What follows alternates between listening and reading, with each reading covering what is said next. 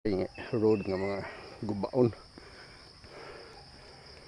kay kuan makapil kag simple nga mga adventure ba.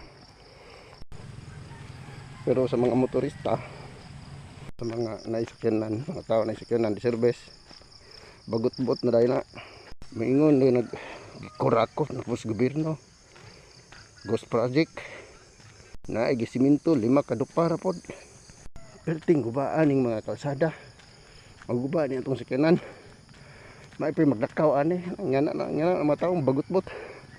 Mao lagi na maunay gusto sa atong gobyerno, mao ni gusto ni mayor nga di na pangayohon ning mga kalsada, guba pasagdan ra nga mga guba aron ma-encourage sa mga tao di na magsakyanan, mag-walking na exercise na ang mga tao.